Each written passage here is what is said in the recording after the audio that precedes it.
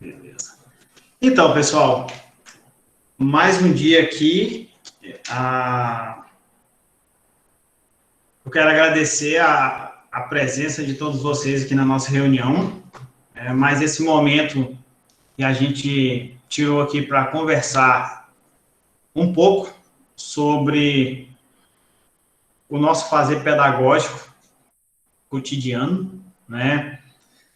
Eu gostaria já de iniciar aqui falando para vocês a questão de que, para os próximos encontros, nós vamos mudar um pouquinho a dinâmica.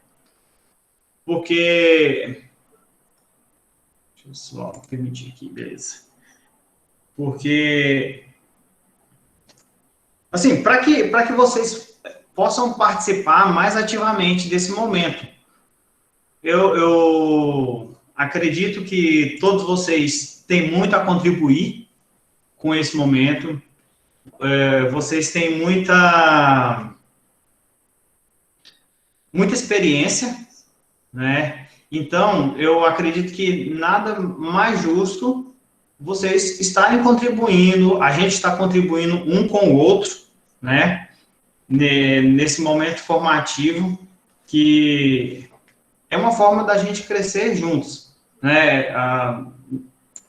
A minha função aqui não é a função de, vamos dizer, exatamente ensinar, né? Mas eu vejo mais como uma função, assim, de chamar vocês para uma reflexão, porque o momento que a gente tem junto é um momento muito reduzido, a gente acaba sempre falando das coisas de uma forma atropelada, a gente fala um monte de conceito ao mesmo tempo, um monte de conceito de áreas diferentes ao mesmo tempo, e acaba que no final ficou só um monte de coisa, não é? E muitas das vezes no final isso vai ficar mesmo como um momento só que aconteceu, né? E assim, conversando, por exemplo, com o Osivaldo lá sobre essa prática que a gente está desenvolvendo com vocês esse ano, a gente resolveu dar uma aprimorada, né? Para o próximo encontro, que a gente vai falar um pouco sobre avaliação,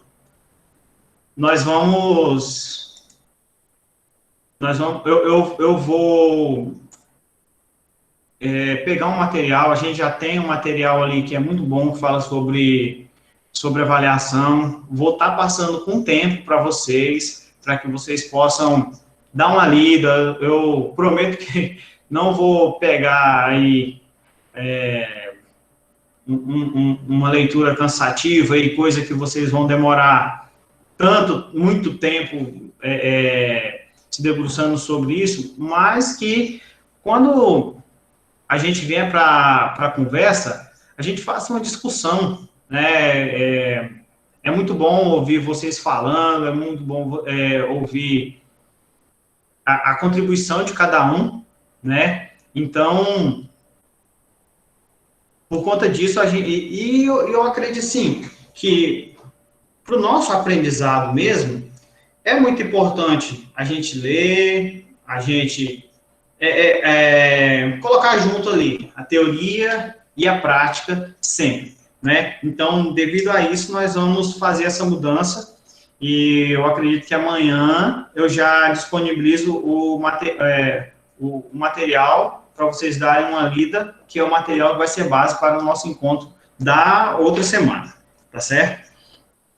Daí eu gostaria de que vocês falassem aí o que acham dessa ideia.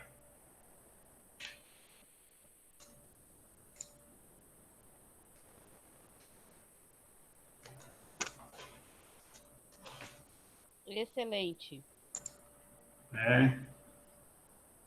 Mais alguém?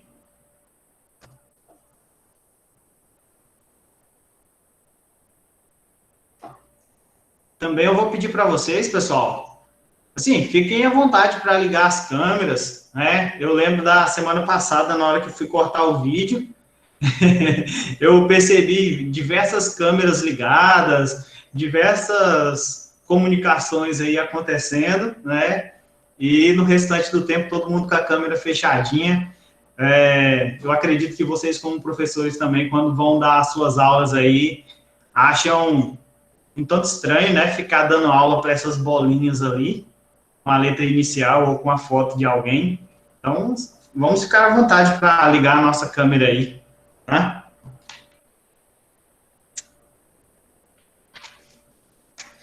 Então, vamos lá. Alguém quer falar alguma coisa? Olha aqui no chat. Bianca. Tô de boa. Beleza. Claudete, vixe. Beleza. Não faço não, pessoal. Aqui tá friozinho. Tá friozinho por aí? Ah, por aqui também tá. Hoje tá bem fresquinho aqui na Confresa. Muito bom. Pessoal, olha só. Daí nós vamos usar a mesma dinâmica da semana passada. Eu vou começar a mostrar o slide e aí alguma intervenção que vocês queiram fazer, começa falando lá no chat, que daí eu vou ver aqui, e aí abra, fala, ou levanta a mãozinha, que de repente eu consigo ver aqui, porque apresentando fica muito ruim para mexer com isso, mas, ou então na hora que eu perguntar aqui, se não quiserem falar no microfone, se não quiserem falar aqui mesmo, pode mandar lá no chat. Tá. A Noelle está falando ali que a internet lá, se ligar a câmera, não vai funcionar o negócio. Não, tá tranquilo. Beleza. Hélio, tá tranquilo, Hélio, nós estamos no início. Selma, boa tarde. Então, vamos lá, gente.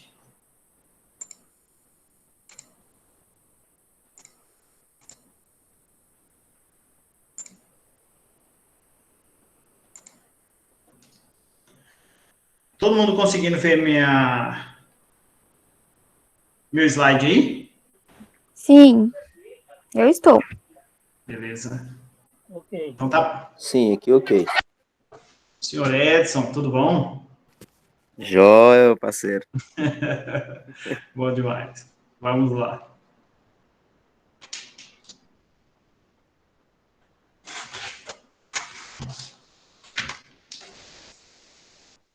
Bom, pessoal, no final do último encontro, ficou uma parte que eu não consegui falar. Eu acho que isso vai acontecer em quase todos os nossos encontros aqui.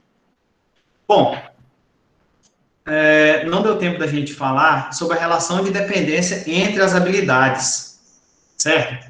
O que acontece? Se a gente pegar lá o DRC, na página 224, nós vamos ver a questão de dependência entre as habilidades. E isso lá, nós temos ele de uma forma já organizada, certo? O que facilita o nosso trabalho de escolher essas habilidades para todos os anos ali do ensino fundamental. Não tem, eu não consegui perceber essa organização para o ensino médio, certo? Mas para o ensino fundamental tem. Então, e a gente pode pensar nisso como uma forma de organizar também para o ensino médio, certo? Quando o educador consegue observar tal dependência, possibilita ao estudante o desenvolvimento simultâneo de um conjunto de habilidades e estabelece uma sequência mais adequada na apresentação dos objetos de conhecimento em sala de aula, facilitando a construção do letramento matemático. Então, essa questão de conseguir ler e compreender os temas matemáticos ali, que vão nos levar ao letramento matemático, isso depende também da forma que nós vamos estar organizando os nossos estudos para os nossos alunos. Você pode observar aqui, por exemplo, olha só. Aqui, ó, quadro 2, relação de dependência entre as habilidades. Olha só, se a gente pegar as habilidades 1 e 2 do sexto ano, elas vão ser habilidades base para a habilidade 10 do sétimo ano.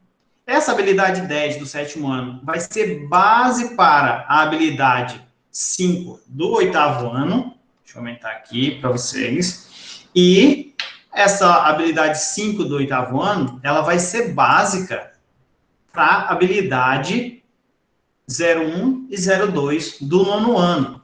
Olha só, se a gente for lá nessas habilidades, olha o que a gente vai encontrar. É a habilidade 1 e 2 do sexto ano, né? Então, é uma habilidade que trata sobre sistema de numeração decimal, certo? Onde o aluno precisa comparar, ordenar, ler e escrever números naturais e números racionais. Então, ela tratou aqui do nosso sistema de numeração decimal, né? A número 2 também trata sobre isso. Daí nós vamos lá e vamos olhar Opa. Só um pouquinho. Daí nós vamos lá, só retomando aqui. Só lembrando, né, gente, que aqui nós estamos falando da unidade temática números. Então, essas duas habilidades do sexto ano, a 1 e a 2, elas são básicas para a habilidade 10 do sétimo ano. Vamos lá na habilidade 10 do sétimo ano. Olha só, comparar e ordenar números racionais em diferentes contextos e associá-los a pontos da reta numérica. Números racionais na representação fracionária. Então, se o aluno, deixa eu aumentar aqui, né? Se o nosso aluno não tem aquela noção anterior que ele deveria ter estudado lá no sexto ano, ele já vai apresentar uma dificuldade aqui no sétimo ano, quando ele tiver que trabalhar com representação fracionária e decimal, certo? E aqui ele ainda vai ter aqui, ó, usos, ordenação e associação com pontos na reta numérica. E aqui já deu uma aprofundada, porque aqui ele fala só número decimal, representação decimal. Lá na do sexto ano ele falava representação decimal finita. Aqui ele já mudou, que não fala finita. Então, aquele era uma base, esse daqui já vem ampliando o conceito. E esse daqui, a habilidade 10 do sétimo ano, ela é base para a habilidade 5 lá do oitavo ano. Vamos pegar ela aqui, habilidade 5 do oitavo ano. Olha só. Reconhecer e utilizar procedimentos para obtenção de uma fração geratriz para uma dízima periódica. Ó, trata de dízima periódica, né? Pensando na fração geratriz. Então, daí a gente observa por que o aluno ele tem a dificuldade de trabalhar isso daqui. A gente tem a dificuldade de trabalhar com ele isso daqui. Por quê? Porque, de repente, ele não teve essa base lá no sexto e no sétimo ano. Então, gente, ó, vamos pegar aqui as duas do nono ano, que, nesse caso, elas vão ser a número 1 e a número 2, se eu não me engano. Ó, essa habilidade aqui habilidade 5 do oitavo ano, ela é base para a habilidade 1 e 2 lá do nono ano. Vamos pegar ela aqui. Ó, habilidade 1.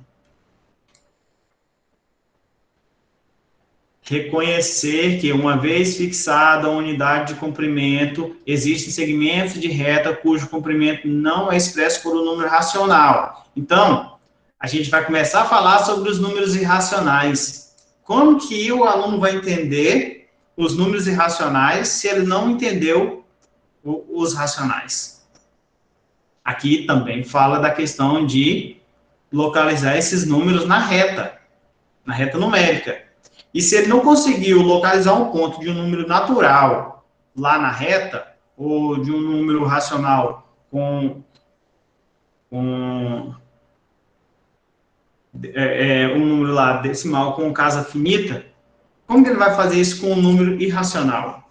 Já que ele vai ter infinitas casas decimais, né? Então, o que a gente tem que pensar nessa situação? A única coisa que eu consigo imaginar aqui é que Os professores de matemática do sexto ao nono ano de uma mesma escola, eles têm que sentar juntos e ver quais habilidades vão ser trabalhadas em cada ano desse. É lógico que tem toda aquela questão, né? Que é o que eu pedi para a gente deixar de fora desses encontros, toda vez que a gente for conversar aqui, que tem as dificuldades lá, questão estrutural da escola, a questão do governo, a questão da família, essa parte a gente não vai discutir aqui, né? Mas pensando assim, na criação de uma estrutura adequada para o desenvolvimento do nosso trabalho, né? Então, o que eu acho que deveria ser interessante? A gente começar a implementar uma cultura. Eu tenho aqui os professores do sexto ao nono ano, tem os professores do ensino médio, né? A gente vai ter que sentar e definir, essa habilidade aqui é base para essa do outro ano, que é base para aquela do outro ano. Não, então nós vamos deixar fixo aqui, Isso pode ser lançado lá no PPP, né? Que a gente sabe que tem uma matriz lá no nosso PPP. Vai estudar essa daqui, essa daqui, essa daqui. Por quê? Digamos que o aluno entrou ali no sexto ano, ele trabalhou a 1 e a 2. Lá, quando ele for no sétimo ano, ele vai trabalhar a 10. Quando ele for no oitavo ano, vai trabalhar assim. Esse aluno ele vai ter muito mais chance de conseguir se dar bem aqui no nono ano, na 1 e 2, né? Porque você já imaginou, se o aluno não trabalha essa habilidade 1 e 2 aqui, e vai trabalhar só a habilidade 1 e 2 lá no nono ano. Gente, é notório que isso não vai dar certo. Ou que, para que dê certo, o professor vai ter que fazer um trabalho gigantesco de retomada disso aqui. E se a escola tem isso definido, se todos nós temos isso definido, de quais são mais adequados para a gente estar trabalhando, uma vez que nós não vamos conseguir trabalhar todas mesmo, eu acredito que o êxito, né, em cada degrau que o aluno vai subindo, vai ser... ele vai conseguir aprender melhor, né? Esse aluno ele vai conseguir ter um desenvolvimento mais adequado em relação a essas habilidades. Sobre as habilidades, era isso aqui que eu tinha deixado de falar na outra semana, certo? Alguém quer fazer algum comentário ou comentar alguma coisa aí no chat?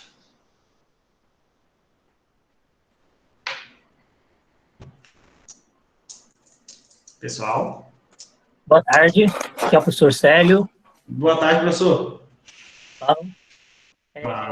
Eu estava observando aí no sexto e sétimo ano, tem muitas habilidades, e no sétimo e oitavo ano, menos habilidade. Por que isso, né? Quando no número 2 aí. Por que tantas habilidades? Deixa eu explicar essa situação. É assim, aqui, essas habilidades, elas só estão dizendo quais dependem de qual. Por exemplo, a 1 e a 2 aqui do nono ano, depende diretamente dessas 5 aqui do oitavo ano, essa 5 do oitavo ano depende dessa 10 do sétimo ano, e essa 10 aqui depende dessas duas, do sexto ano. Mas se você for olhando aqui, por exemplo, tem muitas no sexto ano, todas essas aqui do sexto ano são base para essas aqui do sétimo ano. Essas do sétimo ano, base para essa e base para essa, né? E assim vai acontecer com todos. Só que quando você vem aqui para álgebra, já está diferente. Nós temos menos, porque nós temos menos habilidades que tratam de álgebra no sexto ano. Se eu não me engano, só são 2 mesmo, né? Nós temos mais aqui no oitavo ano. Aí vem na geometria, que nós só temos... essas habilidades aqui, não existem nos outros anos, habilidades que dependam dessa, certo? Então, é isso que acontece. Mas se você for vendo aqui, quando chegar no final, olha só. Do sexto ano vai ter 34 habilidades, o sétimo vai ter 37, o oitavo vai ter 27 e o nono, 23, né? Mas, realmente, tem a questão do nono ano aí que teve menos habilidade. Deixa eu só pegar uma coisa bem aqui. Se a gente observar aqui, ó, o total de habilidades do nono ano é 23.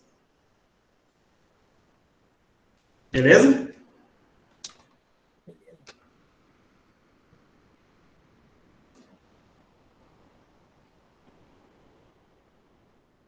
Ali o Hélio falou que isso é muito importante, pois na realidade é uma sequência didática. Exatamente. E se a gente não fizer esse trabalho, Hélio, de sentar e organizar isso, né, para que o nosso aluno possa subir nesses degraus, a gente sempre vai ter essa problemática de que chega lá na frente, o nosso aluno não consegue desenvolver. Né? Chega lá, a gente não consegue trabalhar uma fração geratriz, porque toda a base para isso não foi desenvolvida com esse aluno. Alguém quer fazer uma intervenção? Isso assim, ô Giovanni, pensando que o aluno, você tem uma sala de aula com 25, 30 alunos, pensando que todos estão aprendendo igualmente, mas às vezes não é também, né? Tem esse detalhe. Sim. Talvez uns têm uma habilidade, outros não têm. Talvez você tenta trabalhar com alguns que já tem essa habilidade, eles conseguem sobressair, a gente deixa os outros para trás e vai embora. Aí é que é o problema. Que às vezes a questão do aprendizado não ser bom, né, no final do ano. Uhum. Mas, sério, essa questão que você está tratando, ela é muito importante. Mas é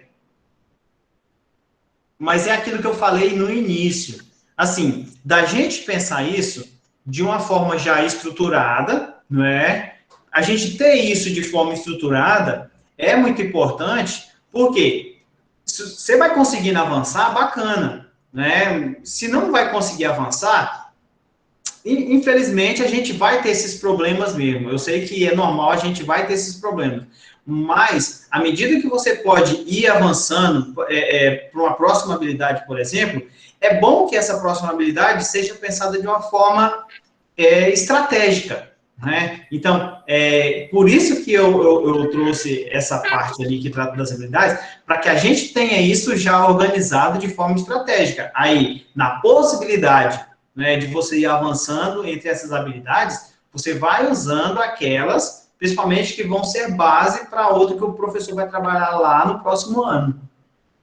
Beleza? Pensar que todos estão aprendendo no mesmo nível, né? Pode que seja nesse sentido.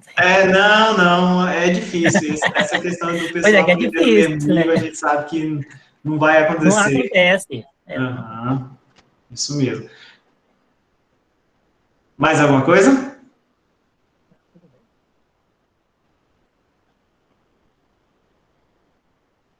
Alguém mais? Tranquilo, gente? Então tá bom, vamos lá.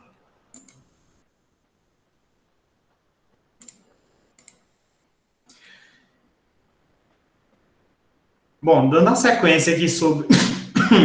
Desculpa.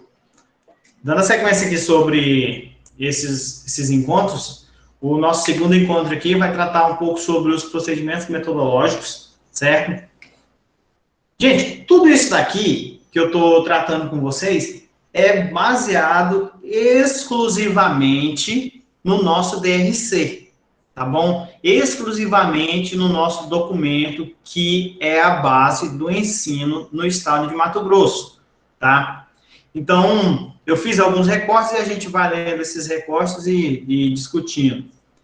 A metodologia de ensino adotada em um componente curricular pode ser considerada como o fio condutor do processo de ensino-aprendizagem. É importante a gente pensar nessa questão da metodologia, por quê? Gente, acontece o seguinte, nosso processo de ensino-aprendizagem, o nosso processo de ensino, ele tem as bases, é como se fossem os protocolos, por exemplo, que os médicos têm que utilizar lá no serviço deles, né? Nós temos os nossos. Então, é interessante que a gente saiba tudo que a gente tem aí de protocolo, para que a gente possa usar cada protocolo na situação específica, não é isso? Existem várias metodologias específicas para o ensino de matemática. Elas têm como objetivo tornar os estudantes protagonistas no processo de aprendizagem e, consequentemente, as aulas de matemática mais interessantes. A parte mais importante em praticamente todos os textos que a gente lê é a questão de tornar o estudante um protagonista. Para o nosso estudante ele conseguir desenvolver, né, o conhecimento que a gente trabalha aqui na sala de aula, também com o conhecimento que ele juntar esse conhecimento que tem aqui na sala de aula com a situação que ele tem fora da sala de aula. Isso tem que ser útil para esse aluno em algum momento, né? Então, e várias metodologias de ensino, elas trazem essa abordagem que o ensino de matemática ele precisa ser significativo na vida do estudante. Por exemplo, se o aluno começa a estudar, vamos dizer, uma equação do segundo grau, e isso não tem um certo contexto zero, só tem lá o A, o B, o C, o delta. Então, se é só isso não tem sentido para o aluno, né? Não tem sentido para ninguém. Por quê? Qual que é a pergunta que ele vai fazer? Onde é que eu vou usar isso? Né? Essa é a principal pergunta. Por quê? Porque não foi apresentado para esse aluno. Eita! Opa! Pronto. Porque não foi apresentado para esse aluno um conceito relacionado a isso. Então, cabe o professor conhecer o projeto político-pedagógico, o que é importante, e o nosso projeto político-pedagógico ainda precisa avançar bastante, né? Porque, igual agora, o desenvolvimento do nosso projeto político-pedagógico teve aí 30 dias para ser feito, 30 dias em que nós estamos todos com meio mundo de coisa para fazer e também fazer o projeto político-pedagógico da escola. Essa ideia desse projeto político-pedagógico ainda vai precisar avançar demais para que ele seja um documento útil na escola, né? Porque muitas das vezes a gente não tem o interesse de ir lá pegar um PPP. Por quê? Porque lá não tem algo que vai ser útil no nosso planejamento. Então, mais uma vez, esse PPP ele está sendo apenas um documento burocrático, né? E a partir desse, escolher ou propor a metodologia mais adequada. Então, o que tem que acontecer? Lá no PPP da escola, precisa ter as metodologias que a escola julgou que são apropriadas para aquela comunidade, né? E o professor ter o conhecimento dessas metodologias para que possa aplicar isso na sala de aula, né? Sempre respeitando ali, ó, o contexto social e a diversidade estudantil. Gente, assim, como eu falei mais uma vez, tirando fora toda essa questão da problemática que nós temos com as situações cotidianas, vocês acham que isso aqui que eu estou falando é útil ou não tanto assim? Vamos conversar aí. Eu creio assim que isso é muito importante, né? Até a questão de conteúdo, quando vai tratar um conteúdo com o aluno e ter significado naquilo que ele vai fazer sobre aquele conteúdo, isso é importantíssimo, senão o aluno perde todo a vontade de estudar mesmo. E vem aquelas perguntas, você falou assim, para que vai me servir isso aí? Né? Então, é muito importante mesmo a gente estar preocupado com esse contexto social aí. Muito bom. Mais alguém, gente? É super importante e, assim, eu vou falar por mim. Tenho muita dificuldade de fazer assimilação da matemática com o cotidiano do aluno. Sempre tive. Mas eu sempre busco estar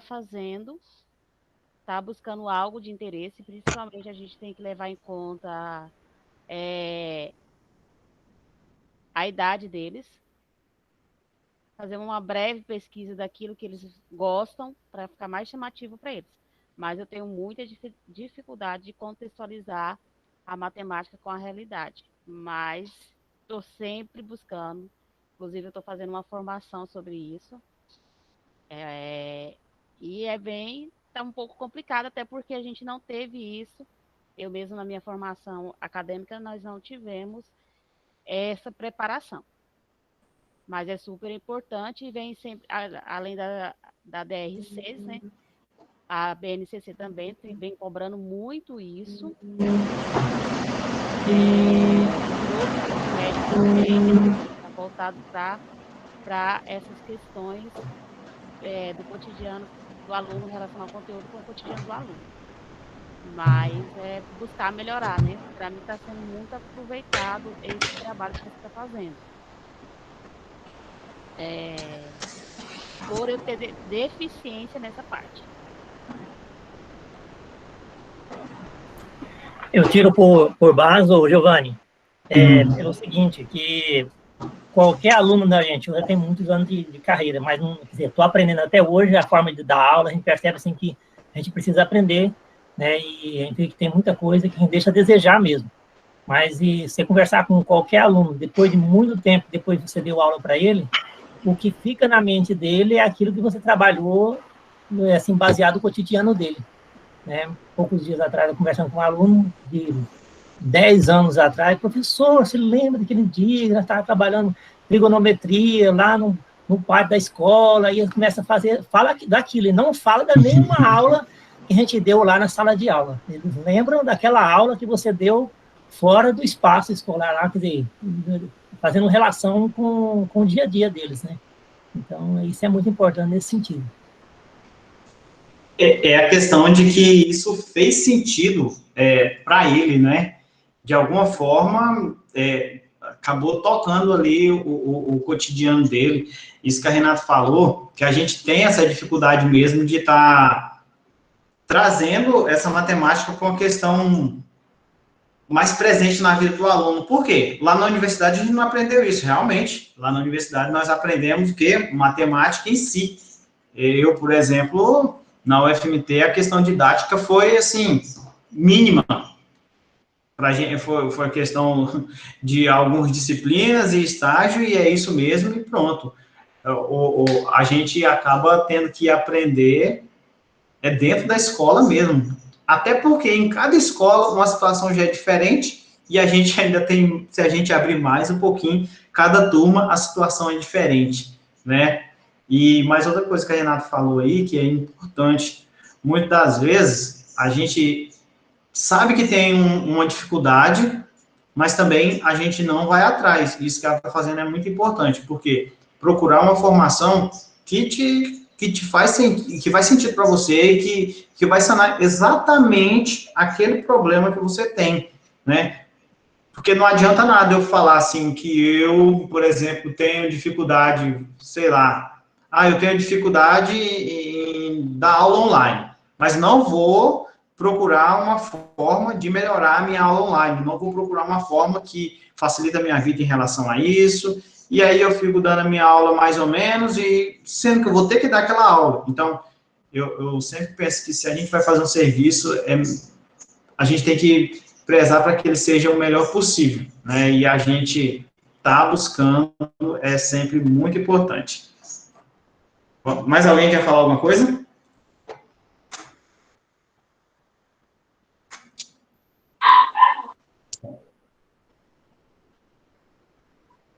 Adenilson?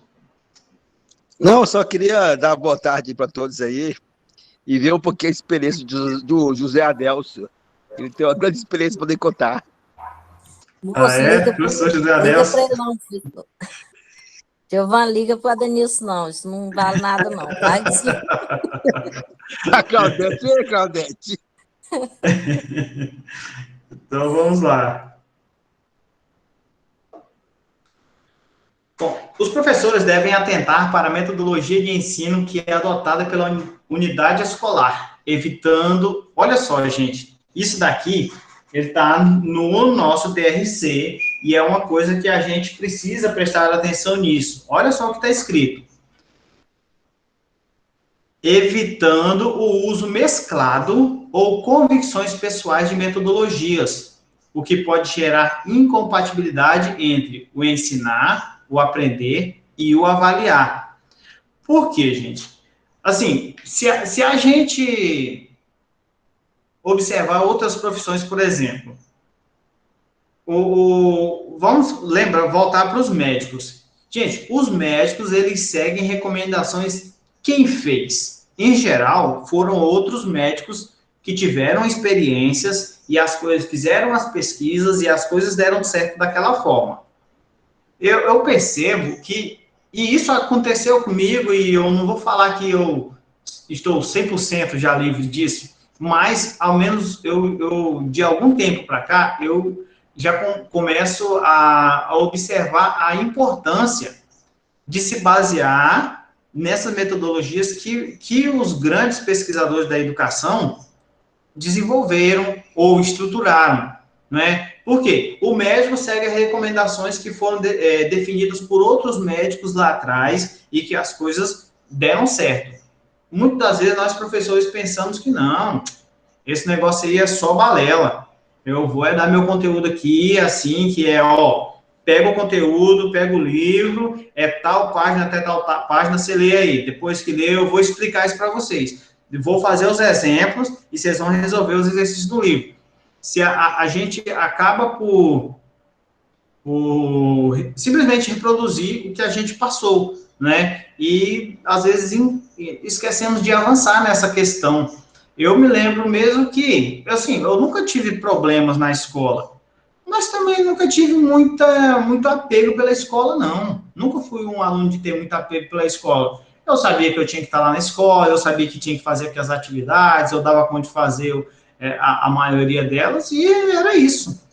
Nunca vi muito, assim...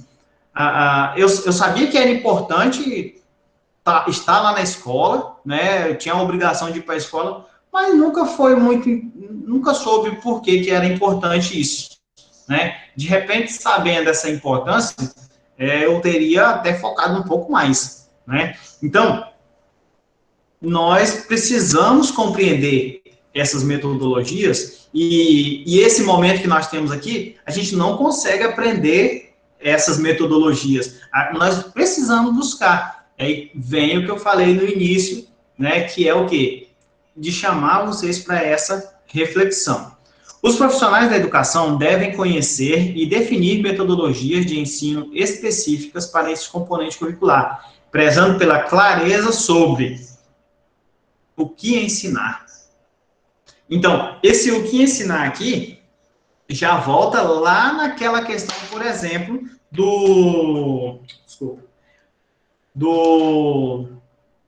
das habilidades que estão colocadas ali nesse quadro que a gente viu agora há pouco, né? Olha, o que ensinar? Vamos trabalhar com essa habilidade, com essa. Não, vamos deixar essa daqui, porque essa outra aqui já vai conseguir sanar o que essa daqui precisasse ser trabalhado com essa daqui. De repente, a gente consegue pensar isso. Mas nós temos que ter isso estruturado. Quando ensinar, quer dizer, eu vou ensinar essa habilidade depois de ter passado por qual habilidade? Né? Como ensinar, que já traz a questão da metodologia. Como que a gente vai fazer isso? Como que eu vou trabalhar a equação do segundo grau? Que metodologia eu vou utilizar? E o porquê ensinar? Qual que é a importância disso? Por exemplo, a gente acaba... Vamos pensar lá no ensino médio. Agora também já trabalha no ensino fundamental, por exemplo, mas questão de juros simples. Você vai trabalhar lá no ensino médio, e aí às vezes você trabalha juros simples, aí passou muito tempo, você não conseguiu, você quer mudar de conteúdo, aí você nem trabalha juros compostos, né? Aí já troca de conteúdo. Gente, mas se a gente for pensar, qual é a operação bancária, qual é o empréstimo, o consignado que a gente já fez, ou o carro financiado que a gente já fez, que o sistema de juros ali, as taxas de juros, em cima de juros simples? Nenhum.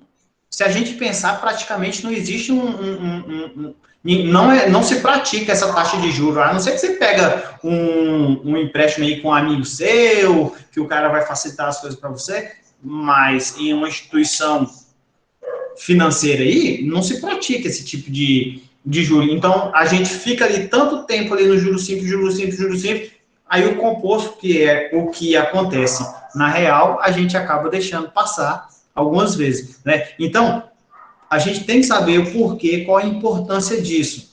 O aluno tem que saber, gente, o nosso aluno ele tem um Enem para fazer, ele vai fazer um concurso lá na frente, mas tem alunos que não vão nem encerrar o ensino médio, não vão nem terminar o ensino médio.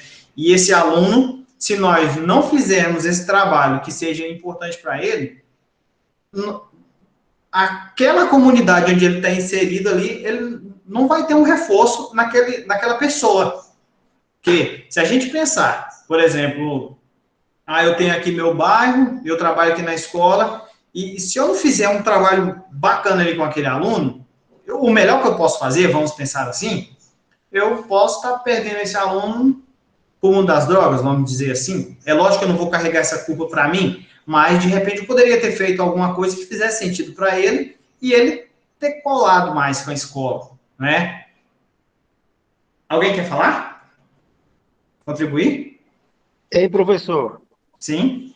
assim, nessa questão, assim, quando você falou a questão do juros, tem conteúdos que é bom poder trabalhar, porque ele já tem uma aplicação já, né? Com juros simples, né? As pessoas que são simples já trabalham com juros simples já quando vai emprestar dinheiro. As pessoas que querem ganhar mais dinheiro vai no juro composto, né? Que são os agiota. E aí você faz a comparação Os do bancos. financiamento, do consórcio, né? Qual que é o melhor, né? Poder fazer. Então, assim, isso é bom porque já tem uma aplicação já, né? Você trabalha com isso, você pode ouvir logaritmo, tudo mais. Mas tem conteúdo, por exemplo, operações com polinômios, álgebra, um pouco da álgebra aí. Tem esses conteúdos, eles não têm muita aplicação. Assim, é só mais matemática pura mesmo. Porque assim, é pouca aplicação que você vê, por exemplo, nos polinômios. Pouco. Então, assim, a pergunta é como encontrar uma metodologia que vá de encontro a eles. Né? Porque por isso que a matemática muitas vezes é muito abstrata, né? E aí, assim, como fazer isso? E aí, nos livros didáticos, não tem essas perguntas. Um livro didático não tem lá etnomatemática, não tem, assim, uma modelagem matemática, né, que você possa poder aplicar o conteúdo. Porque a questão é aplicar o conteúdo no dia a dia. Ó, isso aqui tem uma relevância, ó. Isso aqui é bom você saber. Né? Por exemplo, muitos alunos, quando está adulto, ó, você vai fazer um financiamento, você vai fazer um consórcio, qual que é o melhor? Né? Comprar à vista, comprar a prazo, qual é o percentual de aumento aí da gasolina que está aumentando demais, né? A loja está dando um desconto, será que isso realmente é um desconto? Então, assim, quando é a equação de segundo grau, por exemplo, se você não trazer uma aplicação da resolução da equação de segundo grau, a maioria não consegue fazer. Então tem que ter uma aplicação, ó, isso que você usa nisso, nisso, nisso. Mas só nisso só, pronto, acabou. Aí em outra coisa não vai usar. Então, assim, essa é a questão. Qual é a metodologia? Aí você tem que ler, aí você não tem muito tempo, porque assim, a questão nossa, a gente é tanta coisa para fazer, é tanta coisa para poder analisar, que você não tira tempo para poder ler. Porque o gostoso é você ler um livro, alguma coisa, que te dá experiência, abre sua mente para novas metodologias para poder trabalhar. Mas quase não tem tempo. Você vai ler, tem que ler de madrugada. Aí como é que você dorme? Né? Então, assim, essa é a parte, né, difícil, né, do conteúdo em si. Né? Então, assim, quando eu acho assim, envolve assim, mais para álgebra, é um pouquinho meio complexo. Né? Por exemplo, você vai passar a trabalhar com as expressões numéricas. E eu já procurei vários professores uma aplicação da expressão numérica. E não vi nenhuma assim, uma aplicação daquilo lá. Então, assim, se você não tem uma aplicação, fica assim, obsoleto, fica muito abstrato para o aluno. Entendeu, né? E aí já conta com os alunos muitos alunos que não gostam de estudar, porque estudar não é bom, não, né? Que é só para quem gosta mesmo. É igual a questão de ler livro. Só quem eu mesmo eu não gostava de ler livro, não. Aí eu fui pegando, lendo. Hoje já gosto de ler livro já. Né? Então, assim, eu fico vendo assim, os alunos nossos pouco lê. né? E pouco estudo também, pouco mesmo. Então, assim, fica difícil, né? Ainda mais assim, os alunos que trabalham no período noturno, né? Que eu estudo no período noturno. Aí, assim, é só aquele momento e aí pronto, não tem mais outro momento para poder estar estudando. E já os alunos, que eu percebo, de manhã, tem uma dedicação que fica só para estudar, eles vão um pouquinho mais longe. É aquilo que você falou, tem aluno que vai prosseguir o estudo, tem aluno que vai ter só aquele momento ali só. Terminou o segundo grau, não terminou, vai trabalhar e pronto, acabou, né? Sim. Professor, aí, igual o senhor falou, em relação aos exercícios, a aplicação, mas assim, a grande maioria dos conceitos matemáticos tem aplicações que são palpáveis ao aluno. Muitas das vezes, essas aplicações não são do cotidiano deles. Isso é fato, né? Mas, vamos dizer o seguinte, o senhor determinou um conteúdo lá, né, que não é uma coisa que o aluno, por exemplo, vai usar quando ele vai no mercado, vai usar quando ele vai fazer uma transação comercial e tal. Mas a gente tem inúmeras outras situações onde isso são utilizados. Aí, o que eu acredito é o seguinte, que cabe a nós contextualizar aquilo ali, né, principalmente nos exemplos mais básicos, porque todos os conteúdos, no início dele, a explicação ela sempre é dada em cima de exemplos mais básicos, né? Sempre você vai observar nos livros, tem aquela parte textual ali que traz toda uma situação. Então, essa é a parte que a gente tem que estar observando e fazendo com que aquilo seja uma coisa palpável para o nosso aluno. Tem coisa que a gente não vai conseguir, por exemplo, trabalhar com exercício, igual o senhor falou, com a questão dos polinômios. Eu concordo que os problemas que envolvem polinômios, na grande maioria deles, são problemas difíceis de serem resolvidos. Mas tem os bem básicos, né? Então, o que você pode fazer? Trabalhar com os bem básicos, né? E partir para a questão puramente matemática nos mais complicados ali, nas operações mais... Oh, gente, a palavra sumiu da minha... Os mais elaborados, vamos falar assim, a palavra que eu queria falar, ela sumiu. Daí, depois o senhor falou que nos livros não vem essas metodologias. Realmente, não vem isso nos livros. Até porque o livro, ele é para a gente um suporte. Não é um material de trabalho. Para mim, sempre foi um material de trabalho. O livro sempre foi. Eu sempre gostei e acredito que eu sempre vou gostar de trabalhar com o livro. Só que eu sempre gostei também, eu acredito que seja o que vocês também fazem, né? Eu sempre gostei de pegar e complementar ali, olha, eu preciso de exercícios que tratem disso. Então, eu vou lá, pesquiso uma lista de exercício e utilizo ela, né?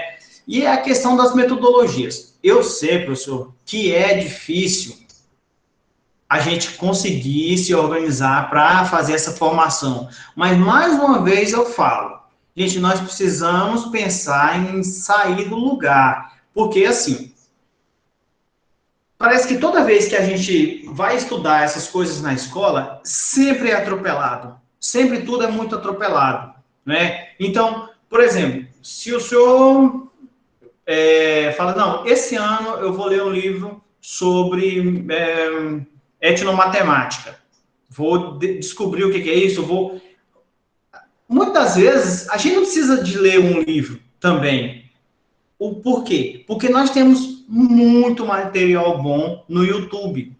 No YouTube, eu estava olhando lá, tem vídeos lá, tem aulas de 1 hora, tem aulas de 2 horas, de pesquisadores, de professores que têm experiência nessa área, falando sobre, né? Então, isso também faz parte da nossa formação. Eu, por exemplo, eu adoro estudar a partir de vídeos, porque a questão visual, para mim, é muito boa, né? Eu consigo aprender muito bem se eu estou assistindo vídeo. Então, Lá tem muito material. Mas, por exemplo, tô sem tempo, não tem como, então... Não, esse ano, nem que seja até o final do ano, eu vou ler um livro que trata sobre tal metodologia. O ano que vem, você lê outro. Então, com isso, no decorrer do tempo, você vai só agregando conhecimento para o seu fazer pedagógico. E vai chegar uma hora que você vai ter bastante bagagem em relação a isso. É diferente, por exemplo, de eu falar assim, eu não tenho como fazer isso agora. E também não fazer depois, né? Então, a gente tem que começar a pensar também na nossa formação a longo tempo, num prazo maior, né? Diferente das coisas que a gente tem lá na escola. E isso é importante, nós professores termos consciência, porque é o nosso fazer pedagógico. Nós temos que cada vez mais ter na cabeça que nós precisamos... o sentimento de ser cada vez melhor, então, eu acho que passa pela questão das bases. Porque o que acaba por acontecer? Muitas vezes, a questão da gente não ter tempo com o serviço escolar, fora da escola, faz parte de uma questão de organização da gente. Nós precisamos rever quais são os processos. Por isso que, por exemplo, quando eu fui estudar um pouco sobre avaliação, a gente acaba percebendo que você não precisa de um caminhão de coisas para que você possa avaliar uma turma de alunos, vamos pensar assim, uma turma, né? Você pode ser estratégico nos exercícios ali pontuais e falar, aqui nessa habilidade ele conseguiu ser proficiente, conseguiu ser básico, né? Mas isso vem no processo que a gente desenvolve, né? E a gente tem que pensar em gastar menos tempo com coisas burocráticas para você ter mais tempo com o pedagógico, né? Então, se você organiza o seu tempo com as coisas burocráticas de forma que elas são mais rápidas, burocrático eu falo, por exemplo, o quê? Olha, você tem que corrigir uma prova. Isso é pedagógico ou é burocrático? Isso está entre os dois, né? Porque você vai corrigir uma prova analisando pedagogicamente, mas está fazendo serviço burocrático ali que você tem que fazer aquilo para avaliar o aluno. Você tem que lançar seu diário, é um serviço burocrático, né? Você tem uma série de coisas que não é tão pedagógico assim. E se você gasta muito tempo com isso, você acaba tendo pouco tempo para o seu pedagógico ali, beleza?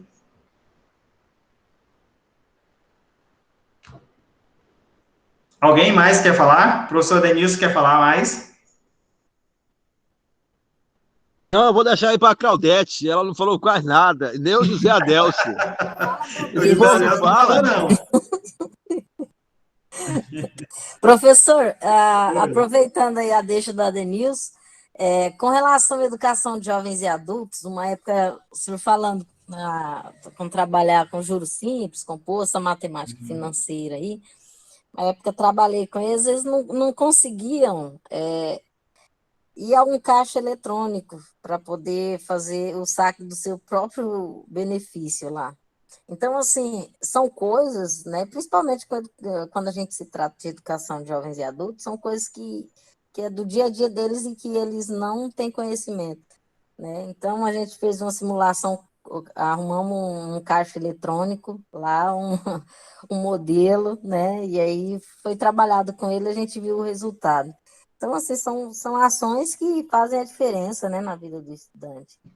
Exatamente. E essa relação é fundamental, senão a gente vai ficar nadando e vai morrer na praia, não adianta. Sempre. Né?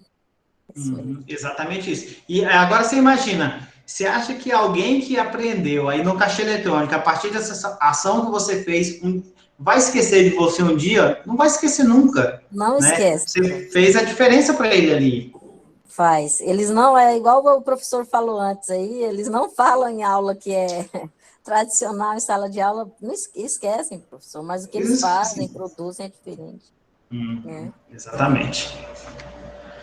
Bom, pessoal, assim, eu quis começar na hora, eu planejei o material, eu sei que não daria tempo, né, e a gente planejou 4 encontros. eu vou tentar manter somente os 4 encontros, porque já são 5 horas, né? E a gente ainda teria que falar sobre essas 3 metodologias. Eu também preparei algumas coisas sobre o que pode ser usado já para as aulas online, né? Mas o nosso tempo já se foi. Deixa eu só voltar aqui para me ver. Ah, eu tinha esquecido de olhar o chat, ó. Então, isso é muito importante, porque na realidade não é sequência. Ah, tá. Concordo com isso. Falta tempo para leitura. A interpretação está fraca. Assim. Pessoal, eu vou mandar aqui já a lista de frequências para vocês. Eu vou manter o combinado. Eu pedi para que vocês estivessem às 5. Todos estavam. Então, eu não vou ultrapassar o horário. Mesmo que a gente não tenha terminado aí o conteúdo que eu planejei para hoje. Eita. Deixa eu só fazer um negócio aqui que eu esqueci. A gente pode continuar na próxima aula, professor. Ah, tá. Não, tá aqui, facinho. Não pode continuar esse conteúdo na próxima aula? É muito interessante isso aí. Opa, só um pouquinho. Professor Sérgio, pode falar? Poderia estar continuando esse mesmo aí no próximo encontro, que aí é muito interessante. Sim, eu vou fazer isso mesmo. No próximo encontro, a gente vai continuar falando sobre as metodologias, e aí eu acredito que a gente já vai conseguir falar sobre alguns métodos que, inclusive, eu perguntei no grupo, o pessoal falou como tá desenvolvendo as aulas, né, e eu já fui tomando nota disso e vou colocar aqui para compartilhar com todos que não viram, tá bom?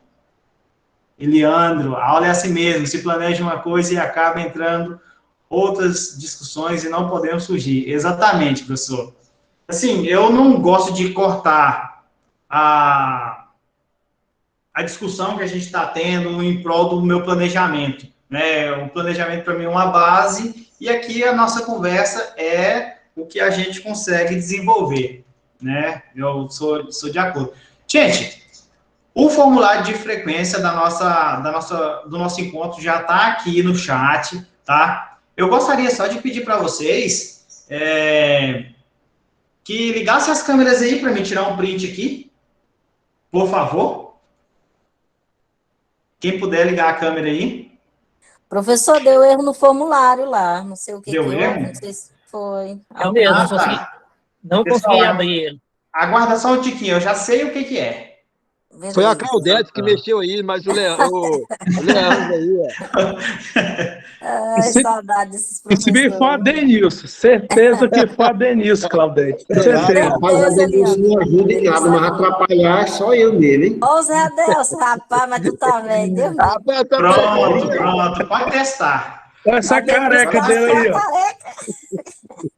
Essa careca do Denilson aí. cara. Professor Ayada que tá ficando feio, Deus livre. Vamos salvar Não, não é ficando não, já é mesmo. Ai, fiel, E aí, Claudete, cadê você, ué? Aí, ó, o pessoal aparecendo, deixa eu tirar uma foto aqui. A Claudete nem mostrou o rosto dela. Mostra aí, não, Claudete. só a voz já basta. Para com isso, rapaz. Você não penteou o cabelo, não? Eu tô sem A Denilson, até o final do ano, ele vai perder esses cabelos dele todinho. Olha o Carlos ali. Gente. Rapaz, mas tá difícil. E aí, meu brother? Tranquilão? Bom demais.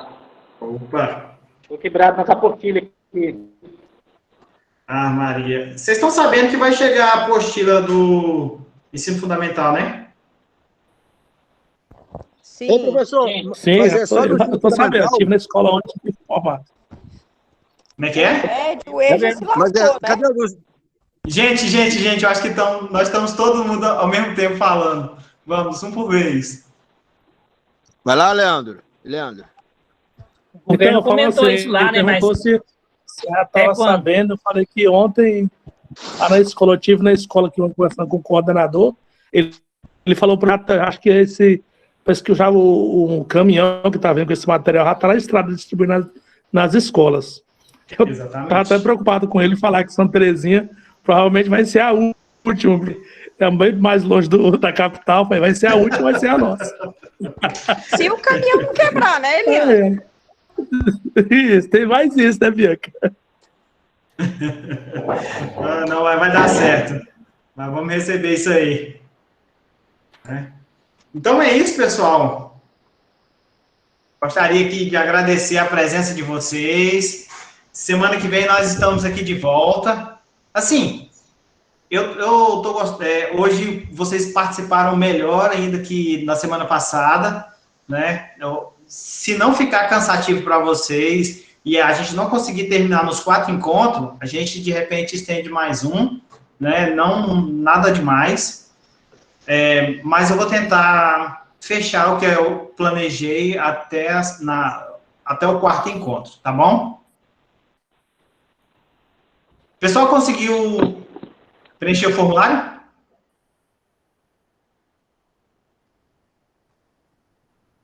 Ah, tá. O Catiano está dizendo ali que bom encontro. Que bom.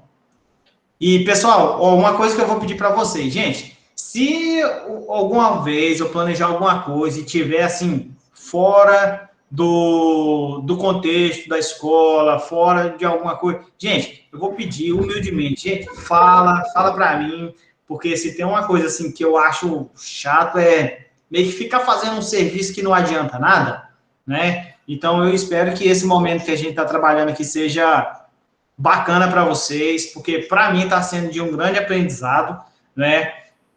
E eu espero que a gente possa ter sempre essa levada aí. Beleza? Giovanni, valeu aí, meu parceiro. Estender mais encontros. Como é que é, Renata? Beleza, professor. Eu só acho que precisa estender mais encontros, ter mais encontros. Não, e eu estou à disposição, com certeza. Assim, é um processo um tanto doloroso, assim, para mim, né? Porque eu trago para mim a questão da responsabilidade e o medo de falar besteira. Então, eu gasto um bom tempo planejando esse momento aqui, mas parece assim que pessoalmente eu tô me sentindo bem de estar fazendo esse momento aqui com vocês e precisando, a gente continua os encontros aí até a gente encerrar essa pauta. Tá bom? Ok. Beleza, então, pessoal. Quem já for preenchendo aí... Sério? Sim, eu quero falar o seguinte, que um encontro por semana para nós, de professor de matemática, não é muito. Eu acho que se podia estar estendendo, né? Mesmo que depois dos 4 encontros precisar mais outros, seria fundamental para nós estar conversando, isso é muito bom. Eu estou de acordo e estou à disposição. Tá bom? A gente pode continuar isso sim. E essa troca também de experiência de um para outro, feedback também, enriquece muito. Todo mundo tem um pouco a aprender com o outro. Exatamente. Não, mas que bom. Eu fico satisfeito só de escutar vocês falando isso, né? Que para mim está sendo muito bom e ter esse feedback de vocês é bem bacana. Mas é isso aí, gente. Alguém mais quer falar?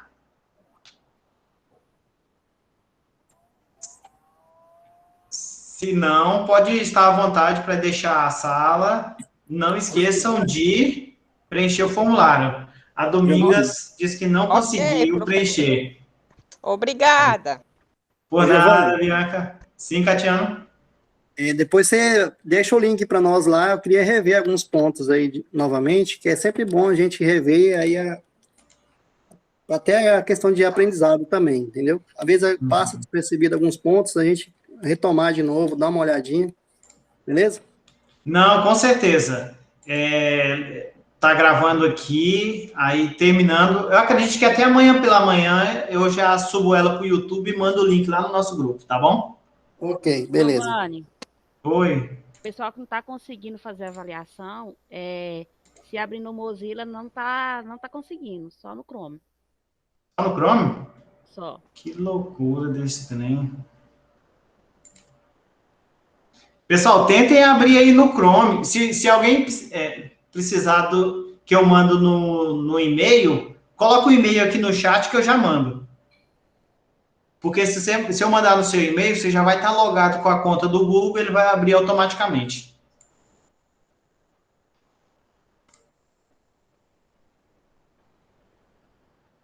Domingas, mandei de novo.